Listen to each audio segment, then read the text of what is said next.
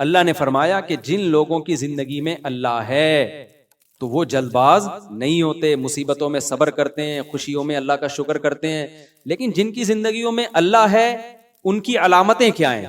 آگے اللہ نے وہ علامتیں بتائی ہیں، کیونکہ ہر آدمی کہتا ہے میں اللہ کو مانتا ہوں، کہتا ہے کہ نہیں کہتا؟ تو اللہ نے علامتیں بتائیں. فرمایا کہ یہ زبانی دعویٰ قبول نہیں ہے کہ تم کہو میں اللہ پہ ایمان رکھتا ہوں. جن کی زندگی میں اللہ ہے، جو اللہ پہ اعتماد کرتے ہیں، وہ سمجھتے ہیں مصیبت دینے والا بھی اللہ، خوشیاں دینے والا بھی اللہ، تو اللہ نے فرمایا کہ ان کی علامت یہ ہے الا المصلین، کہ وہ نمازیں پابندی سے قائم کرتے ہیں. جو آدمی 5 وقت پابندی سے نماز نہیں پڑھتا اور کہتا ہے میں اللہ پہ ایمان رکھتا ہوں، یہ خالی پیلی کا دعویٰ ہے، اندر سے کھوکھلا دعویٰ ہے.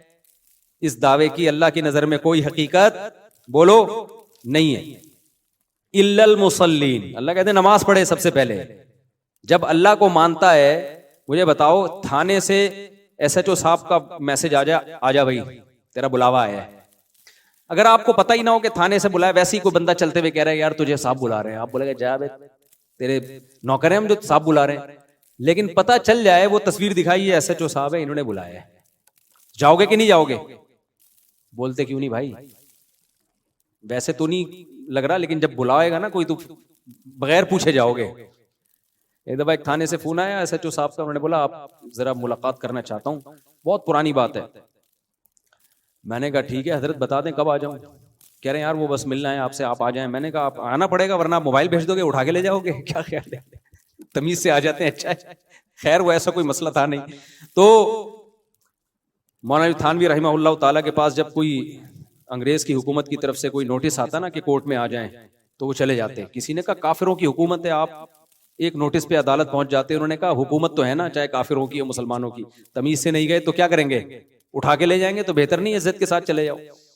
تو وہ فنٹر گیری اچھی نہیں ہوتی، اپنی حیثیت دیکھنی چاہیے انسان کو. بعض لوگ فنٹر بنتے ہیں پھر بعد میں اس سے بھی زیادہ ان کو رسوا ہونا پڑتا ہے.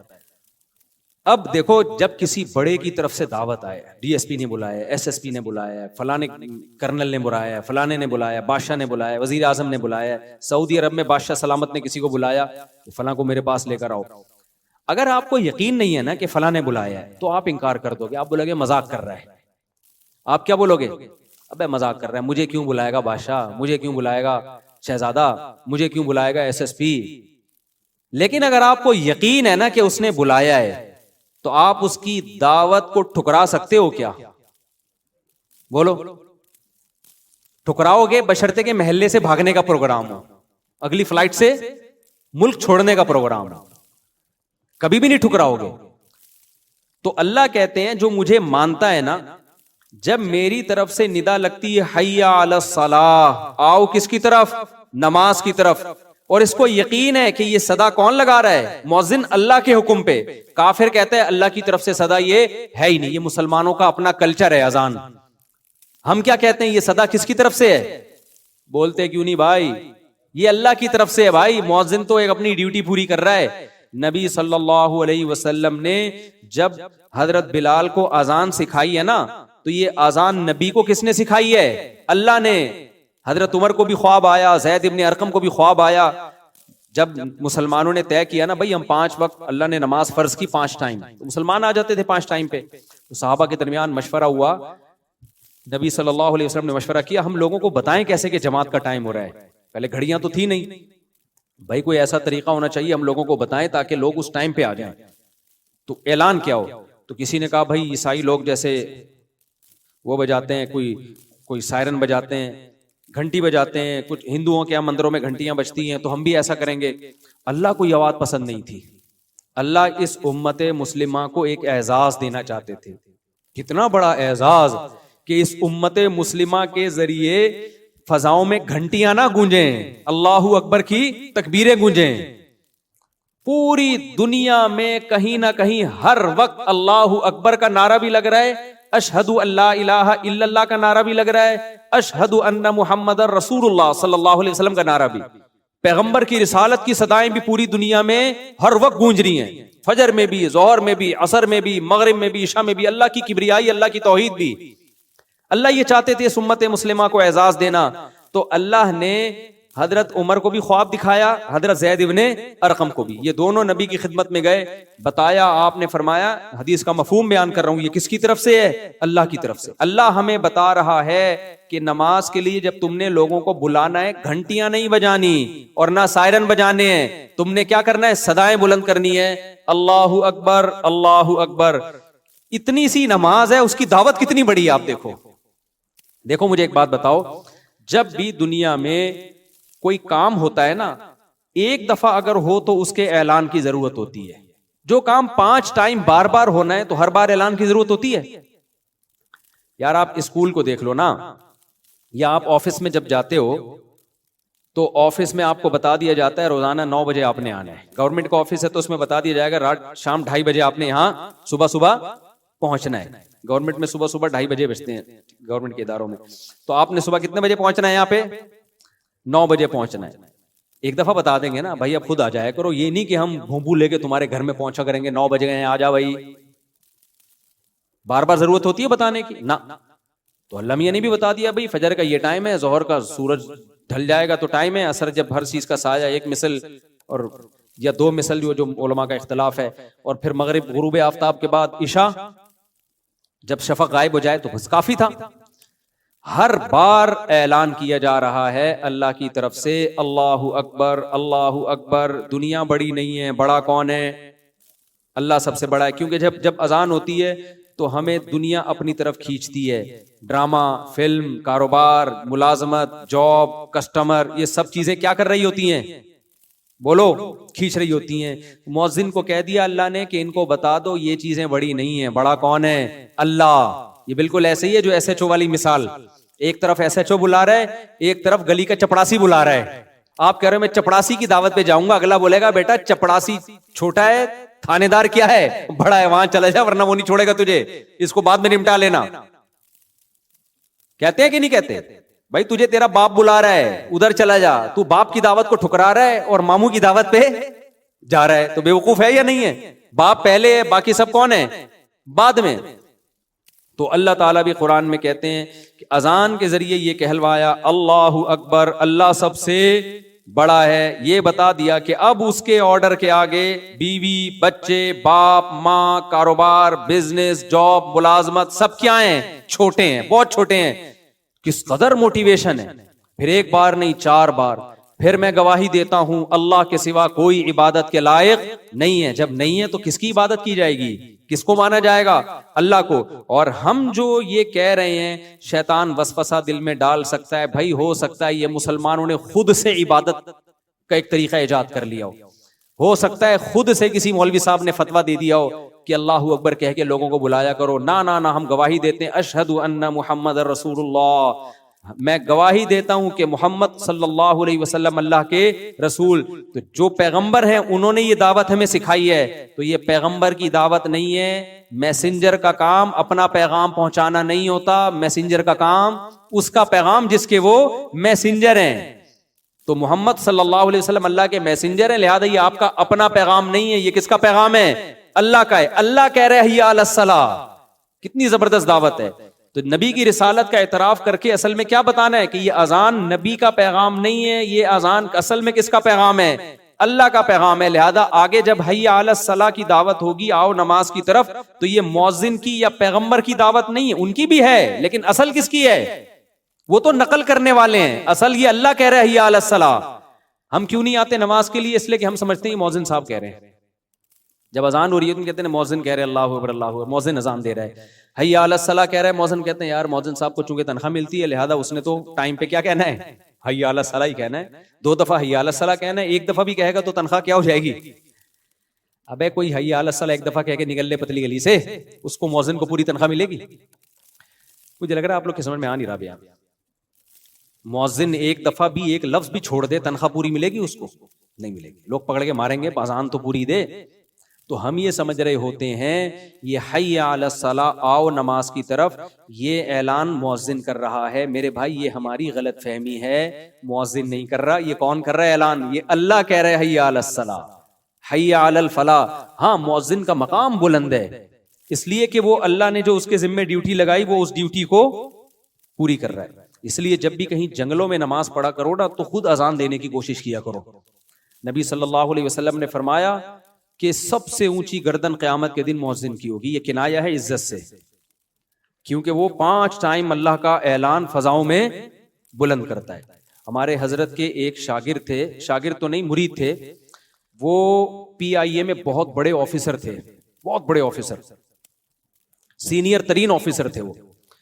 لیکن جب وہ دارالفتہ آتے نا ہمارے حضرت کے یہاں تو اذان وہ خود دیا کرتے تھے. ان کی کوشش ہوتی جب میں ہوں تو میں ہی اذان دوں، کسی اور کو نہیں اذان دینے دیتے تھے.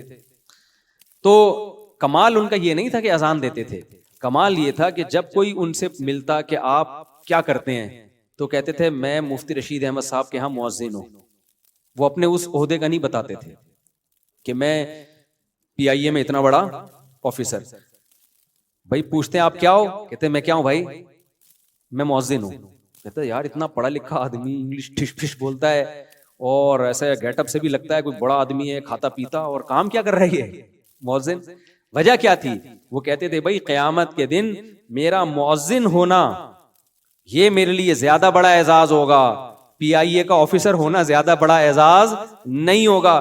تو ایسا نہ ہو دنیا میں جب کوئی ملے میں عزت کے لیے بولوں PIA کا آفیسر ہوں، قیامت میں اللہ جب مؤذنوں کو بدلہ دے رہا ہوگا تو اللہ کہے گا تو آفیسر پہلے، مؤذن تو کیا ہے بعد میں. تو جو وہاں کہنا یہاں بھی کیا کہو، یہاں بھی وہی کہو. اللہ کہے گا ادھر تو پیڑے کھانے کے لیے مؤذن نہیں ہوں، کیونکہ مؤذن جب کوئی کہتا نا تو رشتہ ہی نہیں ہوتا. ہمارے محلے میں ایک صاحب تھے، ان کی بھی جاب تھی اچھی، ان کو بھی شوق تھا یار چلو میں بھی اذان دے دیا کروں جا کے، کبھی کبھار وہ بھی اذان دیتے. یہ میرے سامنے کا واقعہ ہے. ان کے رشتے والے آئے، لڑکی والے گھر میں آ کے بیٹھے ہوئے، وہ سامنے بیٹھے ہیں، لڑکی والے ادھر، لڑکے والے سامنے. یہ لڑکا کہیں چلا گیا اذان دینے، اذان کا ٹائم ہو گیا تھا. حالانکہ اس کی اچھی جاب بھی تھی ایک الگ سے، پراپر مؤذن نہیں تھا. یہ چلا گیا. ہماری مسجد میں وہاں نا جہاں ہم پہلے رہا کرتے تھے پراپر مؤذن نہیں تھا. امام صاحب نے کہا تھا جن جن کو اذان دینے کا شوق ہے سب دے سکتے ہیں، کوئی ایک آدمی نہیں ہے، جس کو دل چاہتا ہے اذان دے آ کے. تو وہ گئے اذان دینے کے لیے. لڑکی والے نے اچھا لڑکے والوں نے فخر سے بتایا یہ ہمارا بیٹا اذان دے رہا ہے. ان کا خیال تھا کہ وہ تو خوش ہو جائیں گے، مسلمان ہیں. تو لڑکی کے ابا نے کہا کہ اچھا یہ آپ کا بیٹا اذان دے رہا ہے؟ ہاں.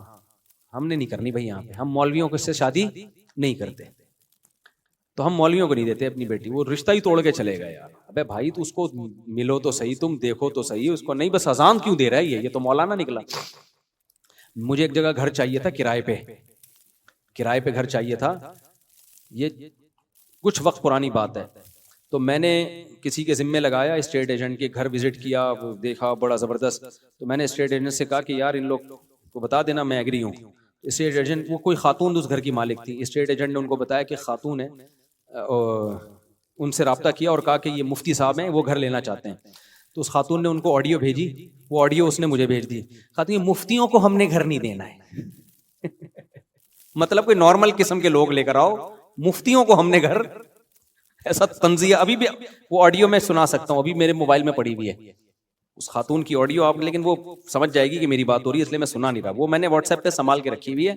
مفتیوں کو ہم نے گھر نہیں دینا ہے. تو میں نے کہا بھائی نہیں دینا تو اس کو نہ دو، ہمیں کیا دوسرا کوئی گھر لے لیں گے، کیا خیال ہے، اللہ کی زمین چھوٹی تھوڑی ہے. خیر، تو کہاں سے کہاں بات چلے گی، جلدی سے بات کو سمیٹتا ہوں میں. تو اللہ کی طرف سے یہ مؤذن کی اپنی آواز نہیں ہے بھائی. اگر مؤذن کی اپنی آواز ہوتی تو مؤذن ہمارا ماموں لگتا ہے جو ہم اس کی دعوت پہ لبیک ہیں. کیا خیال ہے، مؤذن کہ حی علی السلام کہنے چل میں آ رہا ہوں، ہمارا ابا کہے گا نہیں میں نے بلایا تھا اس دن آیا نہیں تھا تو، اور مؤذن سے تیرے بڑے تعلقات ہیں، ایک دفعہ حی علی السلام بول دیا اڑ کے جا رہا ہے. تو ہم کیوں جاتے ہیں؟ ہم کہتے ہیں بھائی یہ مؤذن کی آواز نہیں ہے، یہ کس کی دعوت ہے؟ یہ اللہ کی دعوت ہے. حی علی الصلاۃ، آؤ کس کی طرف؟ نماز کی طرف. حی علی الفلاح، پھر اللہ کہتے ہیں آؤ کامیابی کی طرف. دو چیزیں روکتی ہیں، ایک آپ اس دعوت کو ویلیو نہیں دے رہے. جیسے کوئی چپڑاسی بلا رہا ہو اور ایس ایچ او بلا رہا ہو اور آپ ویلیو نہ دے رہے ہو ایس ایچ او کو، تو اگلا کیا کہے گا؟ ابے یہ تھانے دار ہے تجھے بلا رہا ہے، تو چپڑاسی کی دعوت پہ لبیک کہہ رہا ہے. جیسے قرآن نے کہا نا اللہ اکبر، یہ دنیا سب اللہ کے مقابلے میں کیا ہے؟ چھوٹی ہے. اللہ سب سے بڑا ہے، تو بڑا ہے اس کی دعوت پہ جا. دوسری چیز جو انسان کو روکتی ہے اس دعوت سے، وہ لالچ. بعض دفعہ چپڑاسی کی دعوت پہ چلا جاتا ہے، ایس ایچ او کی دعوت پہ نہیں جاتا. اسے پتا ہے چپڑاسی کی دعوت میں 1 کروڑ روپے ملیں گے، ایس ایچ او صاحب پتہ نہیں چائے پلائیں گے کیا ہوگا, کل چلا جاؤں گا پرسوں چلا جاؤں گا, بعض دفعہ یہ بھی ہوتا ہے. تو نماز میں بھی جب اللہ اذان میں ہمیں بلاتے ہیں نا حی علی الصلاۃ, آؤ نماز کی طرف, تو ہمیں اللہ اکبر سے یہ تو پتا چل گیا کہ اللہ سب سے بڑا ہے بھائی. اب دکان چھوٹی, باقی تمام چیزیں چھوٹی, سب سے بڑا کون؟ اللہ. لیکن شیطان کہہ سکتا ہے بھائی اللہ بڑا تو ہے لیکن ملے گا کیا وہاں جا کے؟ دکان پہ بیٹھا رہے گا, بے شک چھوٹی ہے, کسٹمر بھی تو ہے نا, پیسہ بھی تو ہے, کوئی بات نہیں, چھوٹے کی دعوت پہ لبیک کہہ لو, پیسہ مل رہا ہے. بڑے کی دعوت پہ لبیک کہو گے, مسجد جاؤ گے, امام صاحب چندہ ہی مانگ لیں گے اور تو کچھ بھی نہیں ہوگا. کوئی 50 روپے بھی نہیں ملیں گے, فجر پڑھ کے, ظہر پڑھ کے, عصر پڑھ کے, تو خالی پیلی, کچھ بھی حاصل ہونے والا نہیں ہے. ادھر نماز چھوڑوں گا تو ڈرامہ پورا چلے گا میرا, ٹھیک ہے نا, کرکٹ کا میچ آ رہا ہے, آخری چھکا چل رہا ہے, آخری بال چل رہی ہے, کیسے جذبات ہیں یار, یہ سین رہ جائے گا, انڈیا پاکستان کا میچ ہے, بعد میں لوگوں کے بتانے میں وہ مزہ تھوڑی آئے گا. لاسٹ اوور ہے, ادھر حی علی الصلاۃ اقامت ہو رہی ہے, تو یہ مزے رہ جائیں گے میرے, اور پھر وغیرہ وغیرہ جو 20 چیزیں. تو اس لیے اللہ نے اس اشکال کا بھی جواب دیا کہ اللہ کی دعوت پر لبیک اس لیے بھی کہو کہ سب سے بڑا ہے, اور حی علی الفلاح, اللہ جو تمہیں بلا رہا ہے نا نماز کی طرف, اس میں کامیابی ہے. تمہیں لگ رہا ہے کہ نماز چھوڑنے میں لذتیں ہیں, حقیقت میں نماز پڑھنے میں لذتیں ہیں. اللہ کی دعوت پر لبیک کہو گے تو وہ تمہیں جو کچھ دے گا, یہ دنیا تمہیں وہ کچھ نہیں دے سکتی. مالا عین الرات, وہ کچھ ملے گا جو نہ کسی آنکھ نے دیکھا, ولا اذن سمعت, نہ جو نہ کسی کان نے سنا, ولا خطر علی قلب بشر, کسی انسان کے دل میں ان لذتوں کا خیال بھی نہیں آ سکتا. آپ سوچنا شروع کرو نا جنت کے عیش کو, تو سوچتے سوچتے جو آپ کی انتہا ہوگی نا, جنت اس سے آگے سے شروع ہوگی. ایسی عیش کی زندگی, دنیا میں بھی سکون مل جاتا ہے نمازی کو, صرف آخرت کی بات نہیں ہے. تو اس لیے اللہ نے فرمایا چھوٹی کامیابی نہیں, فلاح کہتے ہیں بہت بڑی کامیابی, حی علی الفلاح. تو میرے بھائی اتنی لمبی تقریر 5 ٹائم اللہ کی طرف سے ذمہ داری ہے مؤذن کی, تم ان کو کہو, لیکن اللہ نے کہا مؤذن کو اپنا میرا پیغام پہنچا دو, کسی کے گھر جانے کی تمہیں اجازت نہیں. ایسا نہیں ہے کہ اب نہیں آ رہا تو پیچھے سے پولیس آ رہی ہے آپ کو نکالنے کے لیے, کہ اللہ نے ایسے جو آپ کو بلائے گا نا, آپ نہیں جاؤ گے تو پیچھے موبائل آئے گی, بولے گا تیرے کو تمیز سے بلایا, آ نہیں رہا, چل. لیکن اللہ یہ کام نہیں کرتا. اللہ مؤذن کو کہے گا پیغام دے دے, فضاؤں میں میری صدا گونجے, ان کے کان تک آواز پہنچ جائے, اس کے بعد کیا کرنا ہے؟ اللہ کہتے ہیں چھوڑ دو. زبردستی نہیں جانا کسی کے گھر سے گھسیٹ کے اس کو نماز کے لیے نہیں نکالنا. وجہ ہے یہ آزمائش کے خلاف ہے. میں نے ایک دن رکھا ہوا ہے کہ میں دیکھ رہا ہوں, چیک کر رہا ہوں کون میری دعوت پر لبیک کہتا ہے اور کون میری دعوت پر لبیک نہیں کہتا, بس نوٹ کر رہا ہوں میں. تو ہم جو سمجھتے ہیں نا کہ ہم نمازیں چھوڑتے ہیں کچھ بھی نہیں ہو رہا, بھائی اللہ کہہ رہا ہے میں تجھے ہر بار یاد دلاتا ہوں. اب یہ تیرا فالٹ ہے کہ تو اس اذان کی کانوں کو, وہ اذان کی آواز کو تو ویلیو نہیں دیتا. اب یہ تیرا فالٹ ہے, میں نوٹ کرتا جا رہا ہوں کون پڑھتا ہے کون نہیں پڑھتا. نبی صلی اللہ علیہ وسلم نے فرمایا جو اللہ کی دعوت پہ لبیک کہتے ہیں, پہلی صف میں آ کے نماز پڑھتے ہیں, کل قیامت کے دن جب اللہ کا دربار لگے گا وہ بھی کہاں ہوں گے؟ وہ پہلی صف میں ہوں گے, ان کو وہاں بھی پروٹوکول ملے گا. اور جو آخری صف میں ہوں گے وہ وہاں بھی کہاں ہوں گے؟ وہ چپلوں میں بیٹھے ہوئے ہوں گے. اور جو آتے ہی نہیں ہوں گے وہ دربار میں بیٹھنے کی ان کو اجازت ہی نہیں ہوگی. سورہ معارج میں اللہ نے کیا فرمایا؟ سورہ قلم میں فرمایا کہ یوم یکشف عن ساق ویدعون الی السجود, قیامت کے دن اللہ اپنی تجلی کو ظاہر کریں گے, تو لوگ جب اللہ کو کی زیارت کریں گے نا تو اہل ایمان سجدے میں گر جائیں گے. اس سجدے میں ان کو اتنی لذت ہوگی, اس سے پہلے کبھی کسی چیز میں ان کو ایسی لذت محسوس نہیں ہوگی. اتنی لذت ہوگی اللہ کے جب زیارت ہوگی نا تو سجدے میں. تو اللہ نے فرمایا کچھ لوگ ایسے ہوں گے جن کی کمر تختے کی کر دی جائے گی, اس وقت وہ سجدہ کرنا بھی چاہیں گے ان سے سجدہ نہیں ہوگا.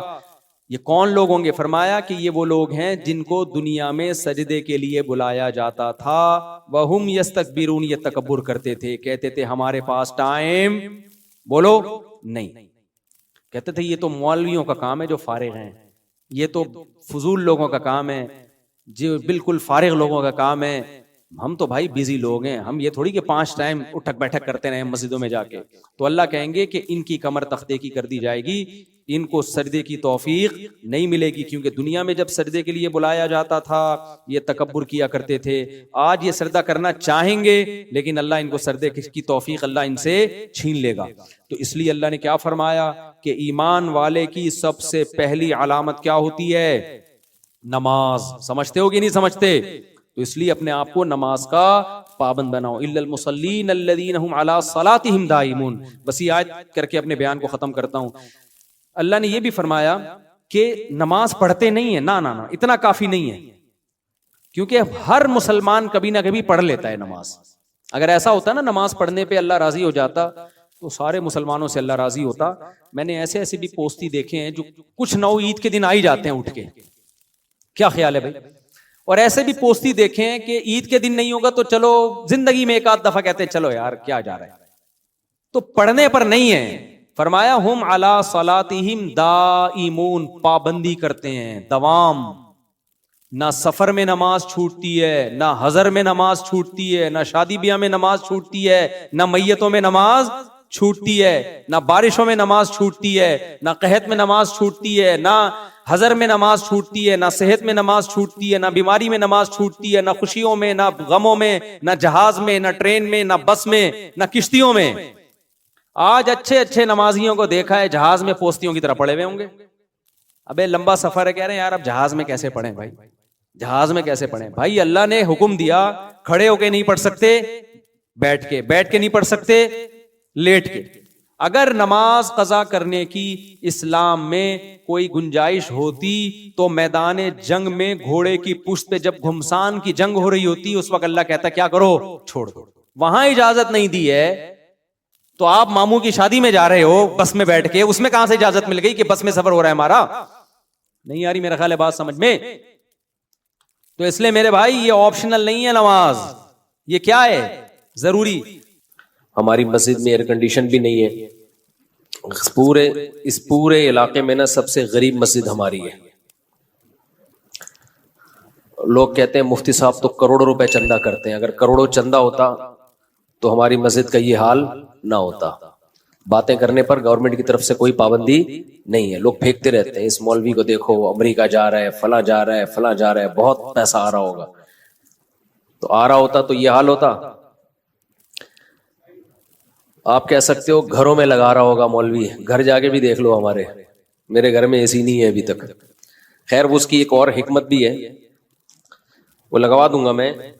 اتنا بڑا مسئلہ ایسا نہ ہو مجھے زکوٰۃ دینا شروع کر دیں کل اے سی کوئی زکوٰۃ میں لے آئے کہ لگا دو یار. اللہ نے مجھے بہت دیا الحمدللہ.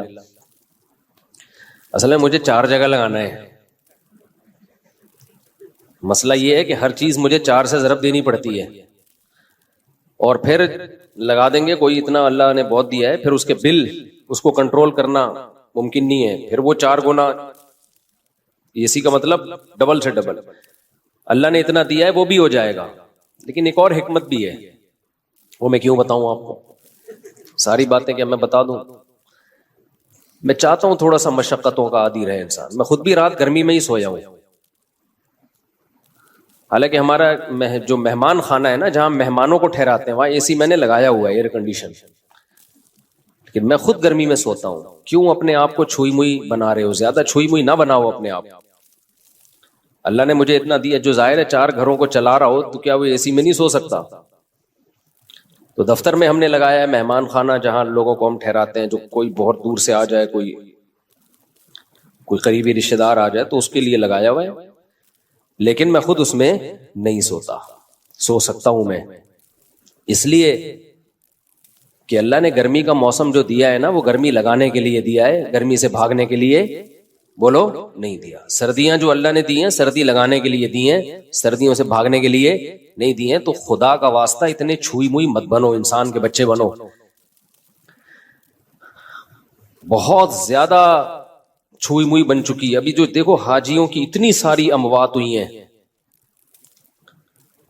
وجہ کیا ہے؟ اور بھی وجوہات ہوں گی اس کی, لیکن حاجیوں کی بہت ساری اموات کی ایک وجہ یہ بھی ہے کہ ایئر کنڈیشن سے نکلنا ہی لوگوں نے چھوڑ دیا ہے. تو یہ پسینہ اللہ نے کیوں رکھا ہے بھائی؟ دیکھو چلتا ہوا دریا جو ہے، چلتا ہوا پانی، وہ فریش ہوتا ہے. ہماری باڈی میں نا جب تک یہ چلتی پھرتی رہے گی، مختلف قسم کے فضلات اس کے ہماری باڈی سے مختلف طریقوں سے نکلتے رہیں گے تو فٹ رہیں گے ہم. کہیں بھی بریک لگا دی نا، اب اللہ نے مختلف طریقے رکھے ہیں. ایک طریقہ ہے پسینہ، اس سے بھی ہماری باڈی فریش ہوتی ہے. قبض ہو جائے کسی کو تو ٹینشن میں آئے گا نا، خوراک ہم کھاتے ہیں وہ بھی خارج ہوتی ہے. نبی صلی اللہ علیہ وسلم حجامہ کرواتے تھے مہینے میں ایک دفعہ، تھوڑا سا بلڈ نکال دیتے تھے، اس سے بھی ہماری باڈی کیا رہتی ہے؟ فریش رہتی ہے. خواتین کو مینسز ہوتے ہیں، ان کی انرجی کا بہت بڑا حصہ اس میں ضائع ہوتا ہے، لیکن وہ مینسز ان کی صحت کے لیے ضروری ہیں. بچے کی ولادت ہوتی ہے، نفاس کا خون آتا ہے، بہت زیادہ ان کی انرجی اس میں ضائع ہوتی ہے، لیکن وہ ان کی صحت کے لیے ضروری. یہ ساری چیزیں باڈی کو ریفریش کرنے کے لیے ہوتی ہیں. ریفریش سمجھتے ہیں؟ کمپیوٹر میں جب سسٹم میں گڑبڑ ہو تو کیا مارتے ہیں اس کو؟ ریفریش. ریفریش سے کام نہ چلے ری اسٹارٹ، ری اسٹارٹ سے بھی کام نہ چلے سافٹ ویئر اڑا دو، اس کا دوسرا ڈال دو اس میں. تو پسینہ نکلنا بھی ضروری ہے بھائی، خون نکلنا بھی ضروری ہے. اسی طرح جب شادی ہوتی ہے تو بھی انرجی استعمال ہونا شروع ہوتی ہے، وہ بھی ہماری باڈی کا حصہ ہے. جو لوگ بہت عرصہ اپنی بیویوں سے دور رہتے ہیں، سال سال 2-2 سال، ان کے بھی دماغ خراب ہونا شروع ہوتا ہے. صرف مینٹلی ڈسٹرب نہیں ہوتے، ان کی باڈی بھی خراب ہوتی ہے. بڑھاپا جلدی آتا ہے ان لوگوں میں. تو اللہ کا بنایا ایک نے، جو عورتیں بچے کی ولادت روک لیتی ہیں وہ بھی جلدی بوڑھی ہو جاتی ہیں، کیونکہ وہ بھی ایک پروسیس ہے اللہ نے رکھا ہے، ان کی انرجی اس طرح سے یوٹیلائز ہو. بچے کی ولادت میں، بلیڈنگ میں وہ انرجی یوٹیلائز ہوگی تو باڈی ریفریش ہوگی. اگر وہ انرجی روک لی جائے کہ جی طاقت استعمال نہ ہو جائے کہیں، تو وہ رکنے سے کیا ہوگا؟ ایسا ہی ہے جیسے پانی میں، تالاب میں پانی رک گیا تو پانی کا بیڑا غرق ہو گیا. پرانا پانی نکلے گا تو نیا پانی بولو آئے گا. تو اس لیے تھوڑا سا اپنے آپ کو مشقت ہو. کل میں سویا نہیں ہوں گرمی کی وجہ سے، پسینے پسینے پسینے پسینے پسینے. ہم نے کہا کوئی بات نہیں، انجوائے کرو اسی کو، ٹھیک ہے، ایسی کی تیسی، سمجھتے ہو، انجوائے کرو انہیں پسینوں کو. تو اس لیے اپنے دیکھو، ہمارے مذہب پہ چلنا اس وقت تک ممکن ہی نہیں ہے جب تک آپ محنت کے عادی نہ ہو. اس وقت تک مذہب پہ چلنا ممکن ہے نہیں، کیونکہ مذہب آپ سے جگہ جگہ آپ کی خواہشات چھڑواتا ہے. تو جو برگر فیملی بچہ ہوگا، جو بالکل ہی چھوئی موئی زندگی گزارے گا، وہ کیسے شریعت پہ چل سکتا ہے؟ شریعت پہ چلنا نفس کی خواہش کی مخالفت کے بغیر ممکن نہیں ہے. بس ایک بات کر کے میں آگے چلتا ہوں، کیونکہ یہ ٹاپک نہیں ہے. آپ بولیں گے مفتی صاحب کیا میڈیکل سائنس لے کے بیٹھ گئے ہیں، پسینے پہلے ہی نکل رہے ہیں اور نکال رہے ہیں ہمارے پسینے. دیکھو ایک بات خوب اچھی طرح سمجھو، دنیا میں ٹینشنوں کی 2 قسمیں ہیں. ایک ٹینشن جو نیچرل ہے، قدرت نے رکھی ہے، وہ ٹینشن صحت کے لیے اچھی ہے. اس کی علامت یہ ہے کہ وہ سب کو ہوتی ہے. سمجھ رہے ہو نا؟ اس کی علامت کیا ہے؟ سب کو ہوتی ہے. تو ظاہر ہے ساری انسانیت بیمار تو نہیں ہو سکتی نا. سردی کی ٹینشن یہ سب کو ہوتی ہے کہ نہیں ہوتی؟ جب سردیاں آتی ہیں تو پورے ملک پہ آتی ہے سردی، کسی ایک اکیلے کو نہیں لگ رہی ہوتی، تھر تھر کانپ رہا ہوتا. گرمیوں کی ٹینشن اللہ نے سب کے لیے، تو یہ سب کے مطلب ہے کہ اللہ دینا چاہتے ہیں یہ ٹینشن، یہ آپ کے لیے مفید ہے. کبھی کبھار ہمیں زکام ہو جاتا ہے، یہ سب کو ہوتا ہے. دنیا میں کوئی ایسا آدمی میں نے نہیں دیکھا جس کو کبھی بھی زکام نہ ہوتا ہو.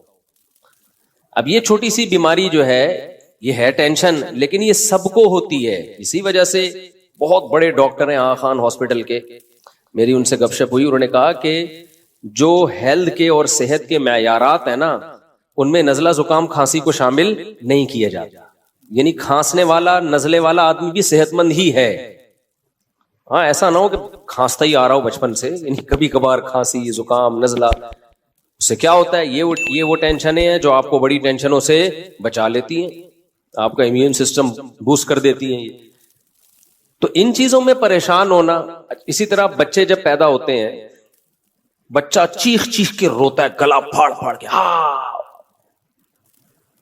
کچھ نہیں دیکھتا کہ یہ کمبخت کے باپ کے سونے کا ٹائم ہے یا ماں کے سونے کا ٹائم ہے. جب وہ روتا ہے تو اور وجہ بھی سمجھ میں نہیں آ رہی ہوتی. تو یہ کسی ایک ہی بچے کے ساتھ ہوتا ہے یا ہر بچے کے ساتھ ہوتا ہے؟ ہر بچے کے. اس کا مطلب یہ نیچرل ہے, یہ اس کے لیے ضروری ہے. نہیں روئے گا نقصان ہوگا اس کو. اس لیے ایک دم بچے کے رونے پہ مائیں آج کل کیا کرتی ہوں, میرا بچہ پتہ نہیں کیوں رو رہا ہے, وجہ ہی سمجھ میں نہیں آ رہی, ہاں اس کو چپ نہیں کراؤ, چپ رونے دو کمبخت, رونے دو پاگل آدمی. یہ نیچرل ہے بھائی. اللہ تعالیٰ تمہارے اندر برداشت پیدا کرنا چاہتے ہیں. اللہ دیکھنا چاہ رہے ہیں کہ تم گدھے تو نہیں ہو کہیں. دیکھو قرآن کہتا ہے کہ میں نہ کسی کا زبانی دعویٰ قبول نہیں کرتا جب تک اس کو آزما نہ لوں. یہ قرآن کے الفاظ ہیں سورہ عنکبوت کے. تو ہر انسان دعویٰ کرتا ہے میں خوش اخلاق ہوں, میرے اندر برداشت ہے. تو اللہ بچے کو کہتے ہیں چیخ, رو, بلا وجہ رو, کوئی ریزن نہیں ہونی چاہیے. اور ایسے ٹائم پہ رو جب ان کمبختوں کے سونے کا ٹائم ہو. اب جو پاگل ہے ان کو غصہ آئے گا بچے کے اوپر, حالانکہ بچے کو کوئی قصور ہے, اس کو کیا پتا کہ سونے کا ٹائم ہے, جاگنے کا ٹائم ہے. تو پاگلوں کو غصہ کس پر آئے گا؟ بچے پر. وہ چیخیں گے چپ ہو جا, خاموش ہو جا, بے وقت چیختا ہے, گلا. مائیں کیا کہہ رہے ہوتے, گلا دبا دوں گی تیرا. تو فرشتے لکھ دیتے ہیں کہ ہے انسان, لیکن یہ جو ماں باپ ہیں یہ اصل میں گدھے ہونے چاہیے تھے. فرشتوں نے ان کو کیا بنا دیا, یعنی ہے انسان, سافٹ ویئر کون سے ڈلے ہوئے ان میں؟ ڈنکی والے. گدھے کا نامناسب ہے. سافٹ ویئر جو ان میں ڈلے ہوئے ہیں وہ کون سے ڈلے ہوئے ہیں؟ ڈنکی کے. اس لیے یہ بہت بہترین معیار ہے کسی کے اخلاق کو جانچنے کا کہ بچے پہ اس کو غصہ آ رہا ہے کہ نہیں آ رہا. اگر بچے پہ آ رہا ہے نا, جو ناسمجھ بچہ ہے, اس پہ غصہ آنا اس کی علامت ہے کہ آپ ادھر سے آؤٹ ہیں. بالغ پہ غصہ آنا بنتا ہے کیونکہ وہ جو کر رہا ہے جان کے کر رہا ہے, غلط کر رہا ہے. وہ بچے کو کیا پتا بھائی صحیح کیا ہے اور غلط کیا ہے. تو بچے پہ کیوں غصہ آ رہا ہے آپ کو؟ اس کا مطلب آپ اوپر سے فارغ ہیں. آپ کو تکلیف ہونا ایک الگ بات ہے. تکلیف ہوتی ہے کہ بھائی نیند خراب ہو رہی ہے, صبح آفس جانا ہے, دفتر جانا ہے, چلو سمجھ میں آ رہا ہے. غصہ کس بات پہ آ رہا ہے؟ بچے پہ. اس کے اس میں تھوڑی اتنی سینس ہے. تو بچے کا رونا یہ نیچرل ہے, سمجھتے ہو. ہاں کوئی تکلیف ہو رہی ہے یا بہت زیادہ ہی روئے چلا جا رہا ہے تو ایک الگ بات ہے, لیکن صرف رونے پر پریشان ہونا یہ بیوقوفی ہے. اسی طرح بچوں کو موشن لگنا یہ بھی کیا ہے؟ بولتے کیوں نہیں, نیچرل ہے. سب بچوں کو موشن لگتے ہیں. قدرت نے ان کے پیٹ کی صفائی کا یہ سسٹم بنایا ہوا ہے. تو ایک دم پاگل ہو جانا, بچے کو موشن لگ گئے, پاگلوں کی طرح چیخنا, یہ اس کی علامت ہے کہ موشن آپ کو لگنے چاہیے تھے, اصل میں غلطی سے اس کو لگ گئے. ہاں اس میں یہ ہے کہ جو سمجھدار ڈاکٹر ہیں وہ یہی کہتے ہیں, جو چائلڈ اسپیشلسٹ ہیں, کہ ہو گئے کوئی بات نہیں, اتنی جلدی اس کو اینٹی بایوٹک کی ضرورت نہیں ہے, اتنی جلدی سیریس لینے کی ضرورت نہیں ہے. اور یہ نیچرل ہے, ہر بچے کو موشن لگتے ہیں, یہ نیچرل ہے بچوں میں. تو ہاں بہت زیادہ نہ ہو جائیں, اور وہ جو ڈاکٹر احتیاطی تدبیریں بتاتے ہیں وہ کرتے رہیں آپ, ORS وغیرہ. میں ڈاکٹر نہیں ہوں, کہیں کسی بچے کو 3 دن سے موشن لگے ہوئے آپ نے اور لگا دیے, اس کا مادہ فاسدہ سارا ہی نکل گیا. وہ حکیم صاحب کا قصہ سناتا ہوں نا میں, کہ مادہ فاسدہ حکیم صاحب نے کہا اس کا نکالو. ایک حکیم صاحب ہر ایک کو موشن کی دوا دیتے تھے. تو عطائی حکیم نا, جعلی حکیم ہوتے ہیں. میں نے ایسے حکیم بھی دیکھے ہیں, جو پیشنٹ جائے گا اس کو کہتے ہیں کہ پہلے ہم آپ کو جلاب آور دوا دیں گے, آپ کا پیٹ صاف ہوگا, باڈی نئے سرے سے ریفریش ہوگی, پھر ہم علاج کریں گے. پاگل آدمی تو کیا کر رہا ہے یار, ہر ایک کو موشن. تو اسی طرح ایک حکیم صاحب ہر ایک کو موشن کی دوا دیا کرتے تھے کہ پہلے مادہ فاسدہ نکلے گا, جو فاسد مادہ ہے نا وہ نکلے گا, پھر ہم علاج کریں گے. ایک بہت باریک سا آدمی چلا گیا, لوگوں نے کہا اس میں مادہ فاسدہ ہے ہی نہیں, مادہ ہی نہیں ہے, فاسد کہاں سے ہوگا, تو خدا کے لیے کچھ خیال کرنا. حکیم نے کہا نہیں, ہمارا علاج کا طریقہ یہ ہے کہ پہلے ہم مادہ فاسدہ نکالیں گے, اس کے بعد ہم علاج کریں گے. اس کو جلاب آور دوا دے دی, اس کا مادہ فاسدہ نکلنا شروع ہو گیا. حکیم کو لوگوں نے بلایا, بھائی یہ مر رہا ہے. حکیم نے کہا مادہ فاسدہ ہے, جتنا نکلے اتنا اچھا. یہ بالکل ایسا ہی ہے جیسے ہجامہ کر کر کے نا, جو ہجامے والے اناڑی کہتے ہیں فاسد خون ہے, جتنا نکلے اتنا اچھا. بھائی یہ غلط بات ہے.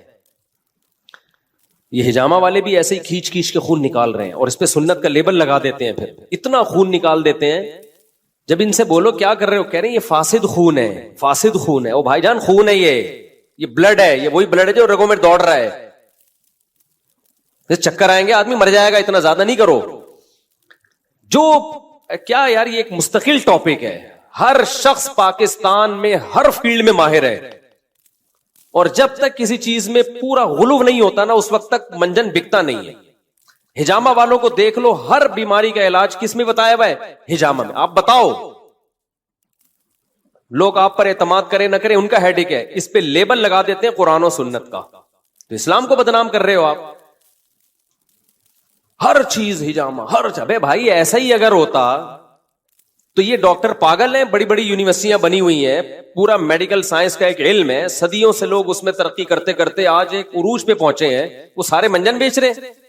ان سب کو چاہیے کلینک بند کر کے بس سرنج لے لے کے خون چوستے رہے لوگوں کا. تو ایسا کچھ بھی نہیں ہے.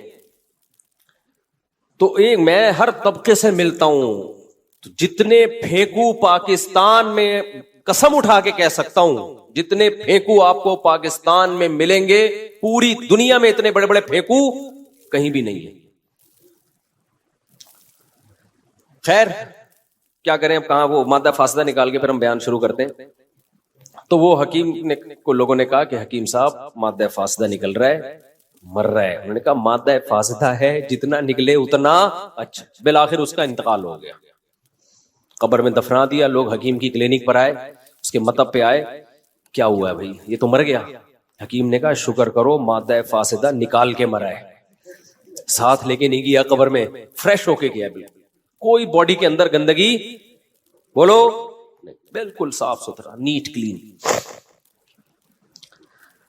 تو ایسا نہ ہو کہ بچے کو اتنے ایموشن لگ جائیں کہ وہ سارا ہی مادہ فاسدہ اس کا نکل جائے. اس لیے میں کوئی ڈاکٹر نہیں ہوں, آپ بچے کو چائلڈ اسپیشلسٹ کو دکھایا کریں. لیکن میں صرف ایک آپ کو سمجھانے کے لیے کہ چھوٹی چھوٹی چیزوں پہ جو بہت زیادہ ہم لوگ ایک دم ہائپر ہو جاتے ہیں, مائیں بھی پاگل ہو جاتی ہیں, ہائے کیا ہو گیا, ہائے کیا ہو گیا. کچھ بھی نہیں ہوا بھائی. سب بچوں کے ساتھ رونا پیٹنا بھی ہوتا ہے, چیختے بھی ہیں, چلاتے بھی ہیں, موشن بھی ہوتے ہیں, اور بخار بھی ہوتا ہے بچوں کو. اور بچپن میں جتنا بخار ہو جائے نا وہ زیادہ اچھا ہے. دیکھو شو مارنے کے لیے نہیں کہہ رہا, میں 16-17 سال کی عمر سے لے کے نا مجھے اب تک کتنے وبائیں آتی ہیں, کتنے مسائل ہوتے ہیں. اللہ کا شکر ہے مجھے فیور نہیں ہوتا, اللہ نے بچایا ہوا ہے. اس کی وجہ کیا ہے, مجھے صرف ایک دفعہ فیور ہوا ہے, وہ ہجامے کی وجہ سے. وہ اتنا زیادہ ہجامہ کر دیا تھا, مادہ فاسدہ نکالتے نکالتے میں ہی مرنے لگا تھا. خیر پھر وہ ملیریا نے اٹیک کیا, اور ایک آدھ دفعہ ہلکا پھلکا اور ہو گیا ہوگا. وجہ کیا ہے, ہمیں بچپن میں ڈاکٹر اچھا مل گیا تھا. جب بخار ہوتا تھا نا بچپن میں, تو میری والدہ مجھے ایک سرجن کے پاس لے کے جاتی تھی, اور وہ آرمی کے سرجن تھے اور اچھے جنرل فزیشین بھی تھے وہ. تو وہ کیا کرتے تھے, وہ ہمیں ہلکی پھلکی دوا دیتے تھے وہ ڈاکٹر صاحب. ہمارا بخار چلتا تھا 15-20 دن. تو والدہ ان سے کہتی تھی کہ بھائی اس کو جلدی ٹھیک کر دیں. اچھا سب بچوں کے ساتھ یہی حال تھا, وہ بخار کھینچتے تھے 15-20 دن. تو اب جلدی ٹھیک کرو بھائی. وہ کہتے تھے کہ دیکھو بچوں کا ابھی نا جو امیون سسٹم ہے نا وہ اس وقت ڈیولپ ہو رہا ہے, وہ بن رہا ہے. اگر ابھی سے ان کو اینٹی بایوٹک دے کے ہم بخار کو چلتے رہیں گے نا تو بڑے ہو کر بیمار ہی رہیں گے. پھر ہونے تو کوئی مسئلہ نہیں ہے, 15-20 دن کھینچنے تو اس کو خود ہی ٹھیک ہوگا یہ. تو وہ اس ڈاکٹر کا ہم پر اتنا احسان ہے, میں تو اس کے لیے دعائیں کرتا ہوں. اچھا پبلک پھر اس ڈاکٹر کے پاس جاتی نہیں تھی, مائیں نہیں جاتی تھی. مائیں کہتی تھی بچہ ٹھیک ہی نہیں ہو رہا. وہ کہتا نہ ہو کوئی مسئلہ نہیں, کوئی ڈینجرس نہیں ہے, کھینچنے دو, 15 دن 20 دن 1 مہینہ لگ جائے کوئی مسئلہ نہیں ہے, آرام کراؤ, اسکول کی چھٹیاں کرا دو اس کو. تو اس ڈاکٹر کی کوئی لفٹ نہیں کراتا تھا.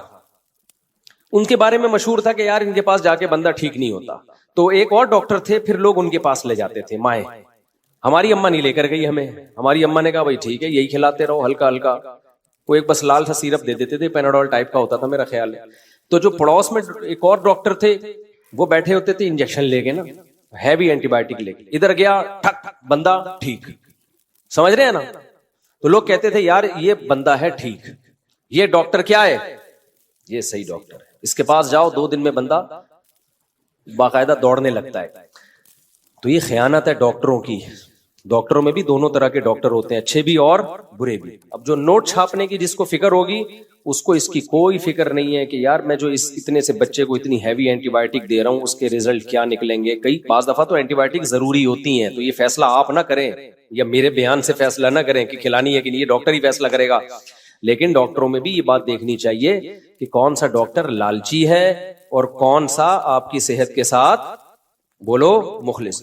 تو میرے اوپر ڈاکٹر کا احسان ہے, انہوں نے مجھے ہیوی ڈوز نہیں دی, انجیکشن نہیں لگائے, اینٹی بایوٹک نہیں دی, اس کا اثر یہ نکلا میں کہاں کہاں نہیں گیا, ایسے ایسے علاقوں میں گیا ہوں جہاں انتہائی شدید سردی, اور ایسے ایسے علاقوں میں گیا ہوں جہاں انتہائی شدید گرمی, نزلے بھی ہوتا ہے, کھانسی بھی, زکام, سب کچھ.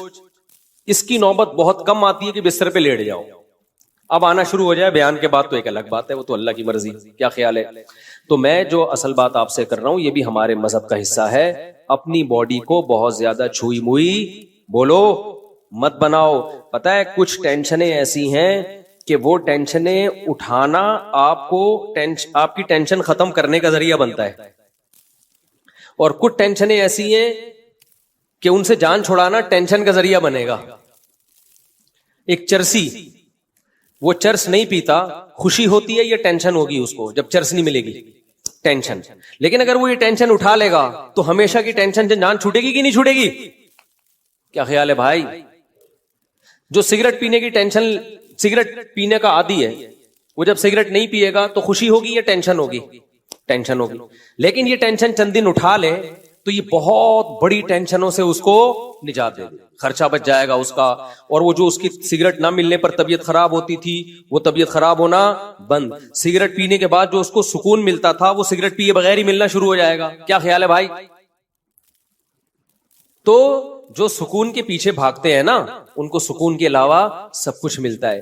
میں نے اور آپ نے یہ دیکھنا ہے کہ اللہ رسول کا حکم کیا ہے, اس کو فوکس کرو گے تو سکون آپ کے پیچھے بھاگے گا. ابھی لوگ سکون مارکیٹوں میں جا کے خریدنے کی کوشش میں, یہ خریدنے والی چیز نہیں ہے, دل اللہ کے ہاتھ میں ہے. نبی صلی اللہ علیہ وسلم نے فرمایا کہ انسان کا قلب بین اصبعی الرحمن, رحمان کی 2 انگلیوں کے بیچ میں ہے, 2 انگلیوں کے بیچ میں, جس طرف کو چاہتا ہے پلٹا دیتا ہے. تو اس لیے ہم نے فوکس کرنا ہے اللہ اس کے رسول کے حکم کو. یہاں ایک اور بات میں آپ سے عرض کروں, ہم سکون تلاش کرتے ہیں کھانے پینے میں, تبھی آج کا مسلمان ہر وقت جگالی کرتا ہے. کیا خیال ہے؟ بولو نا کیا ہو گیا؟ ہر وقت کیا کرتا ہے؟ جیسے بکریاں نہیں ہر وقت کھاتی ہیں, جب نہیں کھاتی تو پھر ویسے ہی منہ چلتا رہتا ہے. ہماری بکری کو آگے دیکھ لینا کسی وقت, جب کھانا ہوگا تو کھا رہی ہوگی, اور جب نہیں ہوگا نا تو منہ چلا رہی ہوگی. اس کے علاوہ کوئی اور کام ہے؟ اور مینگنیاں بنا بنا کے نکال رہی ہوگی. ادھر کھائے گی, اتنی مینگنیاں نکالتی ہے نا بکری, کھائے گی نکالے گی ادھر سے مینگنیاں بنا کے, تو دودھ بھی بنا کے نکالتی ہے الحمدللہ. تو انسان بھی نا آج کا سکون کی تلاش میں چاہتا ہے کہ ہر وقت کچھ نہ کچھ کھاتا رہے. یہ مزاج شریعت نہیں ہے, یہ سکون حاصل کرنے کا نیچرل طریقہ بولو نہیں. اگر آپ نے اپنے آپ کو کھانے کا عادی بنا لیا نا, اس سے آپ کی ٹینشن ختم نہیں ہوگی, اس سے آپ کی ٹینشن بڑھ جائے گی, اور کھانے کو دل کرے گا, اور کھانے کو دل کرے گا. تھوڑی دیر کچھ نہیں ملا پھر دل چاہے گا, کسی کام کے نہیں رہو گے, بیڑا غرق ہو جائے گا. اس لیے ہماری شریعت میں کوئی ایک حدیث بھی ایسی نہیں ہے, کوئی ضعیف حدیث ہی ہو جس میں کھانے کی فضیلت ہو کہ کھانا کھانا ثواب ہے, کہیں بھی نہیں ملتا. یہ تو پتہ نہیں مذہب میں کھانے کا تصور آیا کہاں سے, میں تو اس پہ حیران ہوں.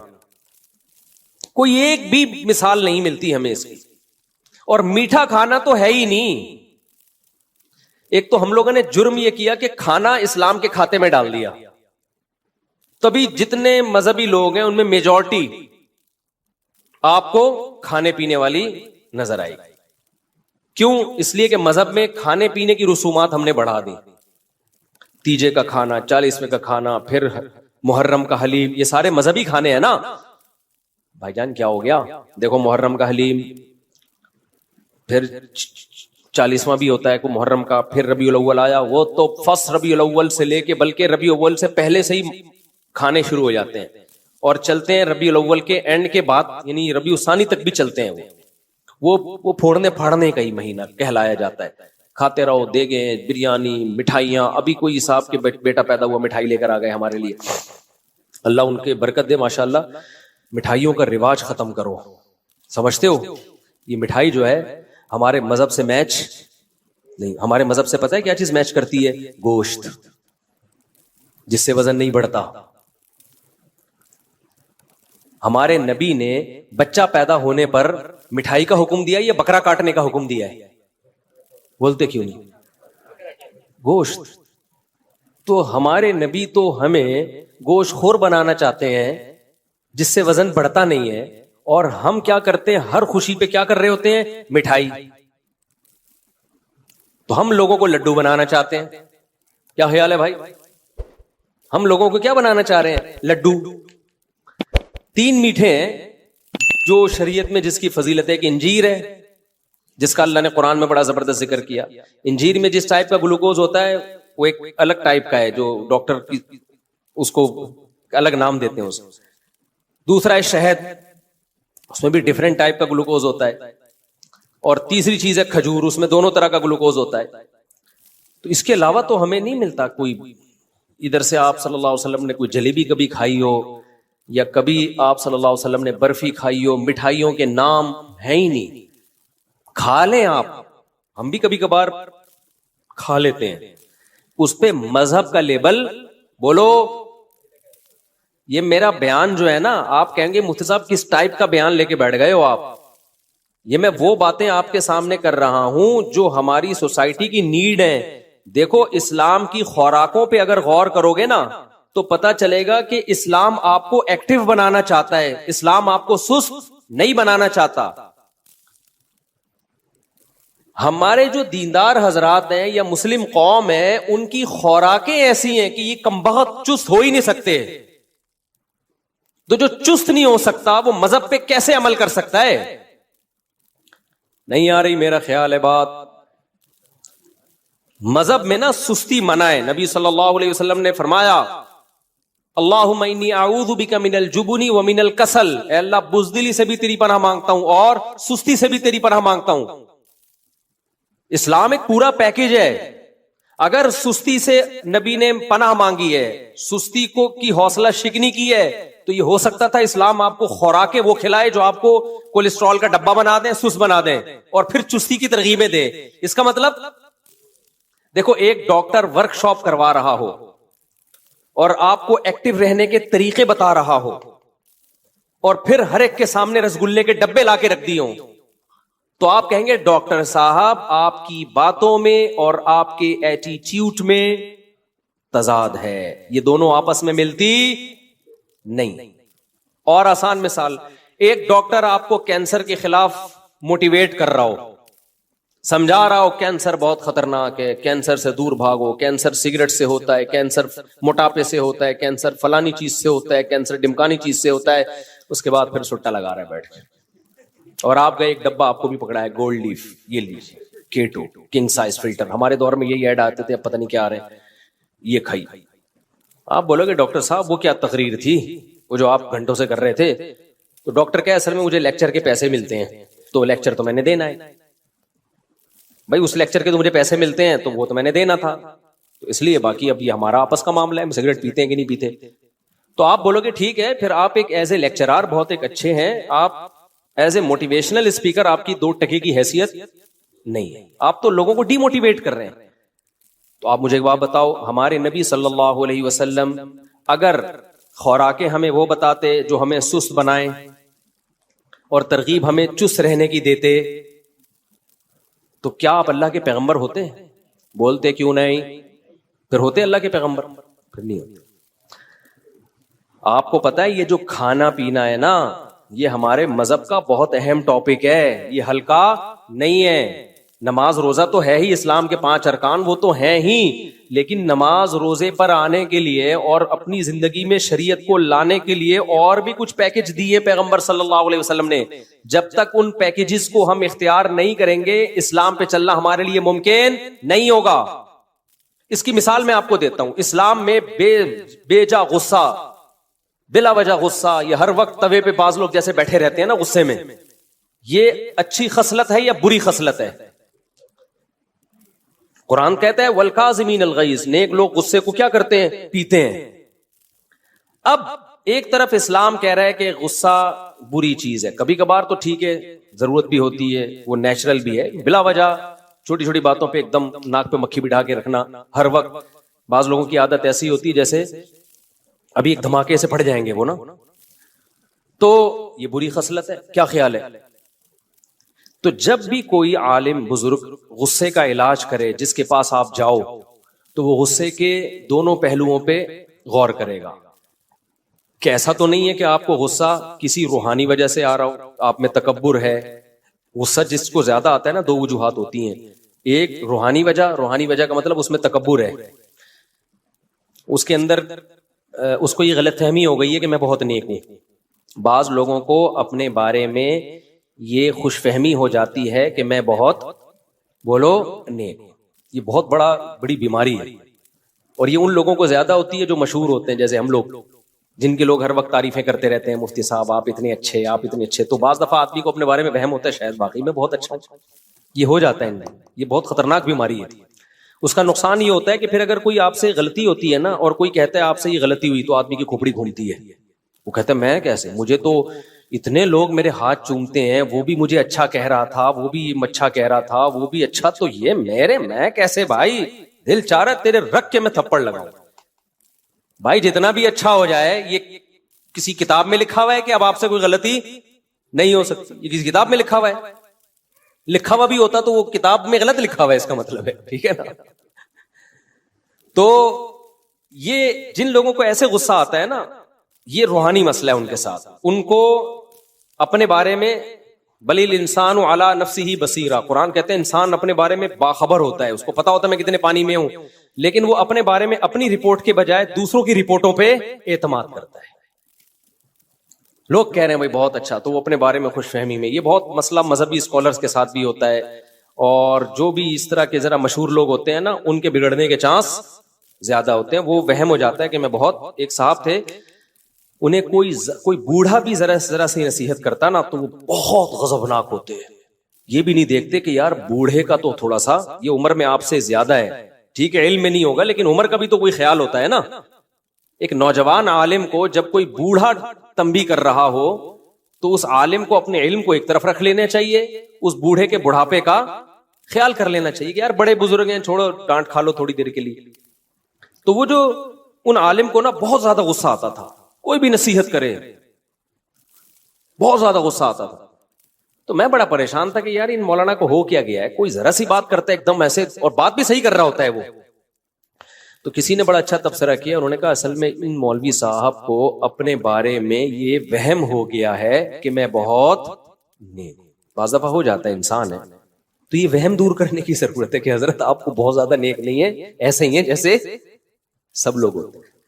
اب اس کا مطلب یہ نہیں کہ آپ علماء کو جا کے بتانا شروع کر دیں حضرت آج ہمیں پتہ چلا آپ اتنے ہیں نہیں، تو آپ کا کام علماء سے عقیدت محبت ہی ہے، سمجھ رہے ہو؟ ہاں کوئی واضح غلطی نظر آئے دو اور دو چار کی طرح تو اس پہ ایک دفعہ تنبیہ کر دی جائے، لیکن خود عالم کی تو ذمہ داری ہے نا وہ اپنے بارے میں غور کرے، حد سے زیادہ خوش فہمی میں مبتلا نہ ہو۔ تو غصہ ختم کرنے کا ایک روحانی بھائی یہ وجہ ہے، تو جو بزرگ ہوں گے سچی مچی کے بزرگ ہوں گے وہ آپ کے اس ٹیکنیکل فالٹ کو دور کریں گے، آپ کے اندر سے خود پسندی کو ختم کریں گے کہ بھائی نارمل رہو، جیسے سارے ہیں نا ایسے ہی بن کے رہو۔ دوسرا، غصے کا بعض دفعہ سبب کوئی روحانی سبب نہیں ہوتا، جسمانی سبب ہوتا۔ آپ بلڈ پریشر کے مریض ہیں تو ظاہر ہے آپ کو بات بات پہ بولو غصہ آئے گا، تو جو اللہ والے بزرگ ہوں گے وہ آپ کے غصے کے علاج کے لیے یہ بھی کہیں گے کہ بھائی ڈاکٹر کو بھی دکھاؤ، کوئی جسمانی بیماری تو نہیں ہے کہ ہر تھوڑی دیر کے بعد آپ کی رگ پھڑکنا شروع کر دیتی ہے، بیٹھے بیٹھے ایسا لگتا ہے جیسے کسی نے نیچے سے چولہا جلا دیا ہو۔ کیا خیال ہے بھائی؟ بعض لوگ ہوتے ہیں بیٹھے بیٹھے نا ایسا لگتا ہے کوئی چولہا جلا کے چلا گیا، آرام سے بیٹھے ہوئے تھے ایک دم پتہ نہیں کیوں پھٹکنا شروع ہو گئے، ہوتا ہے کہ نہیں ہوتا؟ تو وہ کیا ہے بھائی؟ یا تو بلڈ پریشر کی بیماری ہے، یا اعصابی کمزوری ہے، پٹھے کمزور ہو گئے ہیں، مسل کمزور ہو گئے ہیں، برداشت ختم۔ بڑھاپے میں غصہ زیادہ آتا ہے، تبھی تو اللہ نے بوڑھے والدین کے بارے میں کہا کہ اگر وہ جھڑکیں تو آگے سے اف مت کرو، کیونکہ بوڑھے ہو گئے ہیں، اب ان میں برداشت ختم ہو گئی ہے۔ تو غصے کا آپ کی صحت سے بہت گہرا تعلق ہے. تو اب مجھے ایک بات بتاؤ, جو یہ چاہتا ہے کہ میں جنت میں جاؤں اور بلا وجہ غصہ نہ کروں, تو شریعت کے اس حکم پہ چلنے کے لیے اس کو اپنا روحانی علاج بھی کرانا پڑے گا. روحانی سے وہ ٹوپی ڈراموں والا عاملوں کا نہیں, ان کو تو خود علاج کی ضرورت ہے. تو اب مجھے ایک بات بتاؤ, جو جہنم سے بچنا چاہتا ہے اس کو اپنے غصے پہ کنٹرول کرنا پڑے گا کہ نہیں پڑے گا؟ تو کیا اس کے لیے صرف روحانی علاج, یہ روحانی سے مراد تکبر ختم کر دے, دنیا کی محبت ختم کر دے, صرف یہ کافی ہوگا؟ یہ جسمانی علاج کی بھی ضرورت ہے کہ نہیں ہے؟ یقیناً ہے, جسمانی علاج کی بھی ضرورت ہے. تبھی تو ہمارے نبی صلی اللہ علیہ وسلم نے عبادت میں اعتدال کا حکم دیا. فرمایا تمہاری جان کا بھی تم پر حق ہے. بعض صحابہ پوری رات نماز پڑھتے تھے, تو نبی نے ان کو منع کیا. وجہ اس کی کیا ہے؟ بھائی آپ کی صحت خراب ہوگی تو آپ کا گھر والوں کے ساتھ ایٹیٹیوڈ خراب ہوگا, آپ ڈپریشن میں کوئی الٹا کام کرو گے جا کے. فوجیوں میں دیکھو نا, رات کو ٹائم پہ سلایا جاتا ہے, وہ سلانا بھی گورنمنٹ کی طرف سے پابندی ہے. سوئے گا تو, ان کو پتا ہے نہیں سوئے گا صبح اٹھ کے کیا کرے گا. جو جنگ لڑنے والے ہوتے ہیں یا جہاں بھی سیکیورٹی کا مضبوط نظام ہوتا ہے نا, تو اس میں ملازمین کو سلانا بھی پابندی ہوتی ہے. سونا, ہم جب مدرسے میں پڑھتے تھے نا تو ہم پہ یہ بھی پابندی تھی کہ آپ نے اتنے بجے لازمی سو جانا ہے. مجھے یاد ہے میرے استاذ بہت زیادہ اس بات پہ سختی کرتے تھے کہ دوپہر قیلولہ کیا ہے کہ نہیں کیا. ان کو پتا ہوتا ہے ان کمبختوں نے اگر دوپہر نہیں سوئے نا تو یہ پڑھیں گے نہیں, پھر یہ تھکے تھکے رہیں گے, پڑھائی میں دل نہیں لگے گا ان کا. تو یہ خوب سمجھ لیں, مذہب پہ چلنے کے لیے, اللہ کو راضی کرنے کے لیے جیسے روحانی بیماریوں کا علاج کرنا ضروری ہے, ایسے ہی جسمانی بیماری کا علاج بھی ضروری ہے. اس کے بغیر آپ مذہب پہ نہیں چل سکتے. تو جیسے غصہ اسلام میں بری چیز ہے, خوش اخلاقی اچھی چیز ہے. نبی صلی اللہ علیہ وسلم نے فرمایا قیامت کے دن میرے سب سے قریب وہ ہوگا جس کے اخلاق سب سے اچھے ہوں گے. تو کیا مطلب سارے بلڈ پریشر کے مریض نبی کے ساتھ ہوں گے قیامت کے دن؟ بولو نا بھائی. نہیں, بلڈ پریشر والوں کا وہ تو کہاں ہوں گے, وہ تو اچھے اخلاق ان کے بہت مشکل ہے نا. اسی طرح یاد رکھو, ہاں ایک اللہ کی طرف سے بیماری مسلط ہو گئی, اس پہ تو پھر صبر کا ثواب ملتا ہے. وہ تو اللہ کی, جیسے ایوب علیہ السلام ساری زندگی بیمار رہے ہیں, اس میں ایوب علیہ السلام کا قصور نہیں تھا, وہ بیماری کس کی طرف سے تھی؟ اللہ کی. اور علماء کہتے ہیں ایسی بیماری میں صبر کی توفیق بھی ملتی ہے, جس میں انسان کی اپنی حماقت نہ ہو, بلکہ یہ کس کی طرف سے ہو؟ اللہ کی طرف سے. ہماری بیماریاں ہماری اپنی حماقتوں سے ہیں, اللہ کی طرف سے نہیں ہیں, اپنی حماقتوں سے ہیں. تو اب میں یہ اتنی لمبی تمہید کے بعد آپ سے عرض کر رہا ہوں کہ اسی طرح جیسے اسلام میں غصہ حرام ہے, بد اخلاقی حرام ہے, اسی طرح اسلام میں سستی بھی کیا ہے؟ بولو, حرام. سست آدمی نماز پڑھ سکتا ہے؟ نہیں. فجر میں دیکھ لو, فجر میں کسی بھی مسجد میں پکے نمازیوں کا ریشو دیکھو, عام لوگوں کی بات نہیں میں کر رہا, کتنے تھوڑے نمازی ہوتے ہیں. تو یہ کیا اس کی علامت ہے کہ اتنے جو تھوڑے نمازی ہیں یہ اس لیے ہیں کہ قوم چست بہت ہے, ایکٹیو بہت ہے. نمازیوں سے نہیں اٹھا جاتا, نمازیوں سے فجر میں نہیں اٹھا جاتا. کیوں؟ سست ہیں. اور بہت سارے کام ہمارے دیکھ لو, ایک کام نہیں ہے, صرف نماز پڑھ کیسے رہے ہوتے ہیں, ایسے پڑھ رہے ہوتے ہیں. ایک صاحب کو میں نے دیکھا نماز پڑھ رہے ہیں, ایک ٹانگ پہ پورا زور, پھر تھوڑی دیر میں یہ والی ٹانگ ہلکی, دوسری. ابے تجھ سے سیدھا کھڑا نہیں ہوا جا رہا ہے یار, اللہ کے سامنے تم کھڑے ہو, اتنی سستی. یہ سستی ہے نا بھائی, سست آدمی کبھی سیدھا کھڑا ہو سکتا ہے؟ بولو, وہ ٹیڑھا میڑھا ہی ہوگا. ہمارے شیخ حضرت مفتی رشید احمد صاحب رحمہ اللہ جب بیان کرتے تھے نا تو ٹیک لگا کے نہیں کرتے تھے, حالانکہ ان کی عمر 75-76 سال میں بھی ایسے کمر سیدھی رکھ کے بیٹھتے تھے یوں, اور کوئی ٹیڑھی کمر کے ساتھ بیٹھا ہوتا تھا نا یوں کر کے اس کو ڈانٹ کے سیدھا کر دیتے تھے. حضرت کو ہم نے نہیں دیکھا کبھی سیڑھیوں سے اترتے ہوئے سہارا لیا ہو, سیڑھیوں پہ چڑھتے ہوئے بھی ایسے ٹھک کر کے جاتے تھے. آج کیا ہے, پہلی منزل پہ جانا ہے لفٹ کے ذریعے جا رہا ہے. بھائی 2 سیڑھیاں چڑھ لے, یہ بہت ضروری ہے تیرے لیے, تھوڑے سے گھٹنے ایکٹیو رہیں گے نا.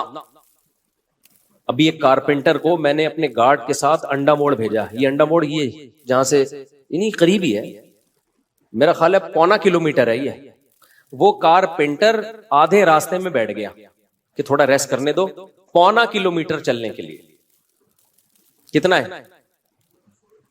100 میٹر نہیں, 100 میٹر سے تھوڑا زیادہ. چلے اس پہ ہم بعد میں ڈسکس کریں گے. وہ بیٹھ گیا بیچ میں, جوان آدمی. تو یہ قوم کی حالت ہے, تو یہ جہاد کرے گی؟ یہ جہاد کرے گی؟ تو سستی اسلام میں بری چیز ہے. چستی کیا ہے؟ میں بھی چستی پہ اتنے بیانات کر رہا ہوں, آپ یہ نہ سمجھے مفتی صاحب پتہ نہیں کتنے ایکٹیو ہوں گے, ہم بھی آپ جیسے ہی ہیں, لیکن بات تو وہی کریں نا جو ٹھیک ہو. کیا خیال ہے؟ تو اب مجھے ایک بات بتاؤ, جب ہمیں صحابہ میں کوئی سست نہیں ملتا, اور اتنی قربانیاں سست لوگوں کا کام ہے ہی نہیں جو قربانیاں صحابہ نے. خالد بن ولید نے روم اور فارس کے بخی ادھیڑ کے رکھ دیے تھے.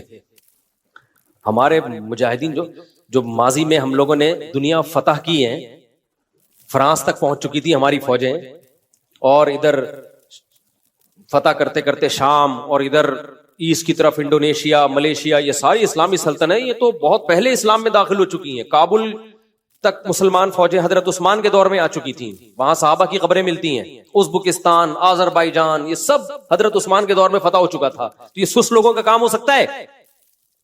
اگر نبی صلی اللہ علیہ وسلم صحابہ کو ربیع الاول کے حلووں پہ ڈال کے چلے گئے ہوتے کہ تم محرم میں اتنا حلیم کھایا کرو, ربیع الاول میں اتنی دیگیں کھایا کرو, جب بچہ پیدا ہوا کرے تو مٹھائی کے اتنے ڈبے کھا لیا کرو, تو آپ مجھے بتاؤ روم اور فارس اور آذربائیجان, ازبکستان یہ فتح ہوتے؟ بولو نا. تو مذہب پہ چلنا ممکن ہی نہیں ہے سست آدمی کے لیے, سمجھ رہے ہو نا. اس سے فجر میں اٹھا جائے گا, اٹھ کے آئے گا تو ایسے لگے گا جیسے قبر سے کسی نے مردہ اکھاڑا ہوا ہے. آپ دیکھ لو نا, جو سست بچے ہوتے ہیں آپ ان کو اٹھاؤ تو صحیح, ایسے مرے ہوئے آ رہے ہوتے ہیں جیسے تجھے پھانسی کے پھندے کی طرف لے کے جا رہے ہیں, ہم پھانسی گھاٹ کی طرف لے کے جا رہے ہیں. پھر آگے بیٹھے گا تو وضو خانے میں بیٹھ جائے گا, وہیں جھومتا رہے گا بیٹھ کے. پھر وضو خانے سے اس کو اٹھاؤ گے, آگے کھڑا ہوگا, پھر عجیب اسٹائل سے کبھی ایک پاؤں پہ سہارا لے کے ادھر کبھی ادھر, کبھی پھر ناک میں کھجا رہا ہے, کبھی کان میں انگلی گھما رہا ہے. نہ نماز میں خشوع و خضوع, نہ وضو تمیز سے ہوگا اس کا. عجیب. تو یہ کیا ہے بھائی؟ یہ کسی کام کا نہیں ہے, یہ امت پہ بوجھ ہے, یہ نمازیوں کو بدنام کر رہا ہے. بوڑھا امام ہوتا ہے نا, بوڑھا امام, وہ بیچارہ سمجھ میں آتا ہے کہ رکوع میں گیا دیر, اللہ اکبر کہہ دیا اور رکوع میں جانے میں دیر ہو گئی, سجدے میں جانے میں دیر ہو گئی, سجدے سے اٹھنے میں دیر ہو گئی. بوڑھے ہوتے ہیں وہ تو مجبور ہیں بیچارے, بڑھاپے میں ہو جاتے. میں نے جوان امام دیکھے سجدے میں جا رہے ہیں, اللہ اتنا لمبا اللہ اکبر کہ پبلک سجدے میں پہلے پہنچ چکی ہے, امام صاحب ابھی راستے میں پہنچے. یار آپ تو 30-35 سال کے ابھی ینگ ہو, آپ اتنا لیٹ پہنچ رہے ہو, سردے میں اتنا لیٹ پہنچ رہے ہو. اور چلو شادیوں میں دولہا اپنی شادی میں لیٹ آتا ہے, میں تو نکاح پڑھاتا ہوں نا یہاں, دولہا لیٹ آدھا گھنٹہ 1 گھنٹہ. میں کہتا ہوں جس کمبخت کو اس کی شادی موٹیویٹ نہیں کر سکی ٹائم پہ پہنچنے کے لیے, وہ باقی کون سے کام ٹائم پہ کرے گا؟ یا تو بیزار ہے, تیری پسند کی شادی نہیں ہو رہی, یا تو سست ہے کہ پسند کا کام بھی اتنی سستی سے ہو رہا ہے. یہی وجہ ہو سکتی ہے نا بھائی تیری. کبھی چلو حادثہ بھی ہو جاتا ہے, ٹریفک جیم ہے, کوئی مسئلہ ہو گیا, لیکن نارملی بھی لوگ یہی کر رہے ہوتے ہیں. ہم بیٹھے ہوئے ہیں نکاح پڑھانے, ہم ٹائم پہ پہنچے ہوئے ہیں, حالانکہ میری نہیں ہو رہی شادی, پھر بھی میں ٹائم پہ پہنچا ہوا ہوں. اور اگلا کیا کر رہا ہے جو دولہا ہے, 1 گھنٹہ لیٹ, 1.5 گھنٹہ لیٹ. بس کر یار, تو نماز کیسے ٹائم پہ پڑھے گا جب تیری جو شادی جس میں اتنی دلچسپی ہے تجھے, وہ تو اتنی لیٹ کر رہا ہے, گھنٹہ بعد پہنچ رہا ہے تو. تو یہ مقصد کہ یہ قوم سست ہے یا نہیں ہے, مجھے یہ بتاؤ. یہ خدا کی قسم بہت بڑا عیب ہے ہمارے اندر, اس کو ہلکا مت سمجھو, بہت بڑا عیب ہے. نبی صلی اللہ علیہ وسلم کو سستی پسند نہیں ہے, اور آپ